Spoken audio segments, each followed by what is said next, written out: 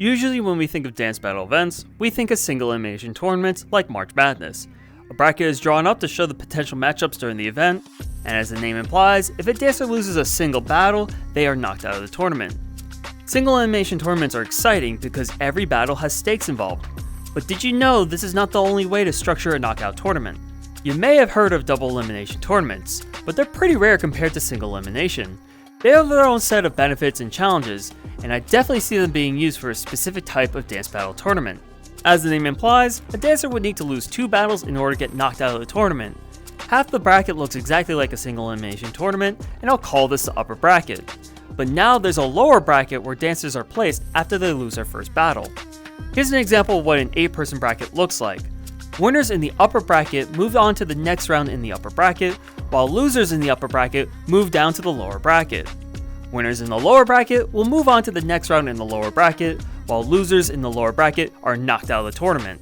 The big advantage of a double elimination tournament is that it gives everyone a minimum of 2 battles, which is unlike a single elimination tournament where half the competitors are just knocked out in the first round. This is great for invitational and battle qualifier tournaments where you know that dancers are highly skilled and they're traveling specifically for the tournament. Another big advantage is that double elimination tournaments aren't as susceptible to randomized brackets like they are with single elimination. Having finals worthy matchups occur in the first round isn't a huge deal because the dancer that loses is still in the tournament and still has a chance to win it all. Again, this is great for invitational and battle qualifiers where you're not necessarily running trials to rank your competitors. But also, seeded brackets still work in double elimination tournaments if you so choose. Double elimination tournaments also have a natural way of determining third place winners without any additional battle like in single elimination. And this is more my own opinion with hosting events at cons. Double elimination tournaments are a good way to fill out a 2-hour time block with just an 8-person bracket. An 8-person double elimination bracket would have 14 or 15 total battles, which is comparable to the 15 or 16 battles featured in a 16-person single elimination tournament. Ideally, a main event at a con should be between 90 minutes and 2 hours and 30 minutes. An hour tends to feel too short and rushed, while 3 hours tend to feel long and dragged out. Again, this is my own opinion and doesn't apply to unofficial pop-up events. Okay, that's great, but double elimination tournaments have their own limitations. Again, this is my own opinion, but a 16-person bracket is way too long for a single event. We're talking 30 or 31 total battles, which is comparable to the 31 or 32 battles in a 32-person single elimination tournament. Double elimination tournaments also get very complicated when you have an uneven bracket. It is doable, but there's no common standard on how to structure your bracket when you don't have a power of 2 number of competitors. You may or may not consider this a limitation, but dancers that are sent to the lower bracket would need to win more battles in order to become champion. In the 8-dancer bracket example, dancers that lose in the first or second round in the upper bracket would need to be in 7 battles total if they want to become champion, while the dancer that remains undefeated in the upper bracket would need to be in 4 or 5 battles. You can think of this as a possible reward system with a seeded bracket, but not so much with a randomized bracket. Double elimination tournaments also require more intermissions and pacing when it's a dance battle event. The last few battles would be a gauntlet for dancers in the lower bracket, and you don't know if your grand finals would end with either an undefeated champion or go into a bracket reset battle. So those are the pros and the cons to a double elimination tournament. If you think the benefits outweigh the drawbacks, here's a couple of tips I have about hosting this type of tournament. First off, keep it to an 8-person bracket. Only use uneven brackets for single elimination, and make sure there's a couple of standby dancers just in case there's a drop. Here's what the order of events would look like for a double elimination tournament.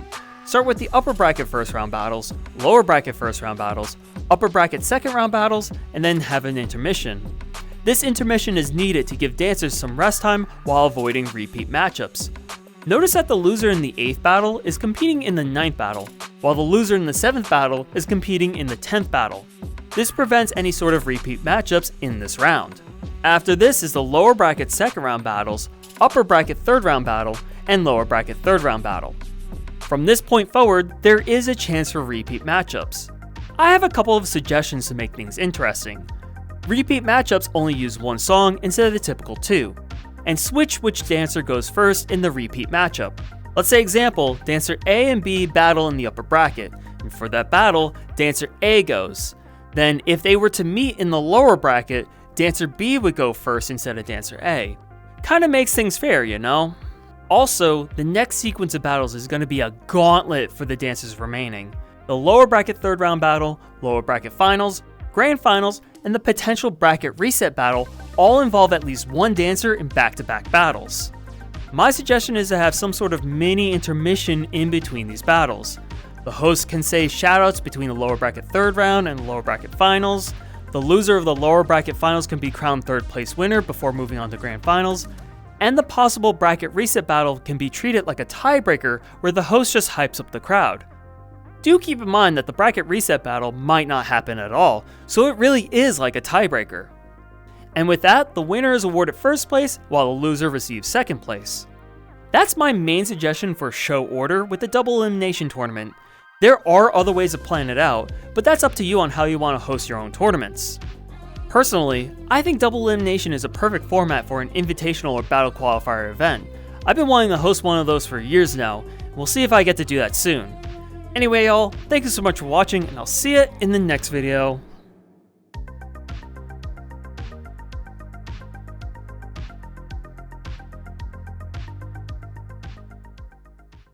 This is totally in theme. I did the Double Elimination tournament video for the world that has 2 suns in it. 2 suns, it's in theme. I was totally not planning for that, but I did it anyway.